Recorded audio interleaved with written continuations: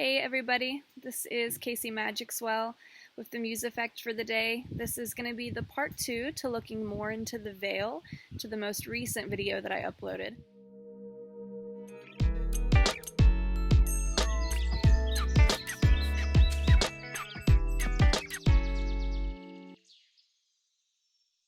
When the general broad spectrum of the veil is thinning is during the witching hour. And we normally find that anywhere from midnight to 3 o'clock in the morning. And I've experienced transitions with that into 4 o'clock in the morning, where instead of waking up exactly at 3 a.m., sometimes I'll wake up exactly at 4 a.m. and just sit straight up in bed from whatever I was dreaming about and feeling energies around me. With that being the most common time with the broad spectrum of the veil thinning, we experience the veil thinning in a lot of other ways, and we're finding that it's becoming more and more predominant. But when we speak about the fairy realm, when we talk about environment and this kind of scientific perspective to when it's easy to look into this bridge of Fae, into the other side, into the in-between space, I've found it that it's commonly shown to us during a twilight or dawning hour, depending on how the light and the shadow crisscrosses within each other. Now, I personally can see a lot of the grid work and the fuzz and the spectrum in the environment around physical matter. And with that, there is the in-between spaces of where light actually crosses over. So not just exactly at a twilight or dawning hour of the day when the light's starting to go down and it's starting to get darker, but even if you have an ambient lighting in your house, like an amber light, or it's just turned down low, or I guess any type of color light really, there you can see this little bit of in-between space where everything is fuzzy and shadow seems to be more predominant in how it moves around. And I found that I see little balls of light, I see little fairies dancing, little sprites, and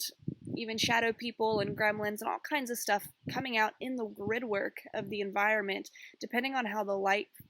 fractals over itself in this balance of light and darkness. It adds a bridge, like looking through a mirror to the other side. Also, we see that it's very common with paranormal investigations when apparitions appear, or we get any type of paranormal evidence and paranormal interaction with us, whether it's natural or through any type of investigating, that the veil becomes more thin for spirits when they can utilize a specific type of energy, whether it's our energy, whether it's magnetic fields, whether it's electricity, whether it's limestone and things in the earth, in the environment, specific types of rock or crystal or copper of any kind. There are certain elements that have certain scientific properties that allow spirits to draw forth that energy and create this concept of veil thinning so we can interact with them more and they can show themselves more to us. And whether that is intentional or not, or it's just residual haunting, we find a lot of those elements play a huge key role in the predominance of residual haunting, which can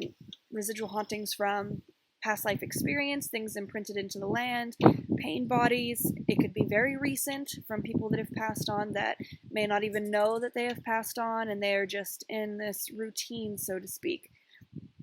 So we have this concept of the broad spectrum of the veil thinning during specific times of hours during the day. We also have it with specific times of years, with planetary shifts and stars aligning in a specific way. We also have it with the lighting and the spectrum of light within our environment and our physical reality, with how the light and the dark overlaps within itself. Then we also have it with how there's residual haunting, and then there's also intelligent hauntings, and the Fae realm included in that, in how they manifest themselves and present themselves to us more based on the physical environment and key elements within the environment, within the physical world, in a metaphysical way, through magnetic fields and through elements, and how all of that kind of comes together as a whole. And that could be a lot of different specific things. We also find that the veil commonly thins for specific people, whether you are an empath, a sensitive, or psychic, or a medium, and you have any type of clairvoyant abilities, which let me state that we are all of these things. We are all just tapped in a different way. It's part of our own unique growth process and through what we've experienced and what we're allowing ourselves to experience. And so people tap into these things in a specific way. And that means that in these certain types of environments or elements or times of day or times of year or star alignment, we also become more in tune with that. We also have our soul family, and some of us are connected with soul family with specific type of star clusters, and some of us have a soul family spread out, people that we haven't found yet, as well as our blood family being a balance of both. And the collective of when people are together, and depending on how they are aligned within the universe at a specific time, allows them to even see into that concept of the veil that I talked about in my last video that has to do with telepathic communication and how the veil in our minds becomes more thin and we connect with each other in a deep way, whether it's the bond of family with like a father and son, where one has experienced a traumatic event and the other one might not know about it, but is having some type of energetic shift, whether emotional or physical, happening to them in that environment that's letting them know that something is not right or something is wrong. Or as well, feeling a heightened state of bliss from others in our star clusters and in our spectrum, experiencing joy and pure ecstasy, that we tap in that way in a telepathic communication.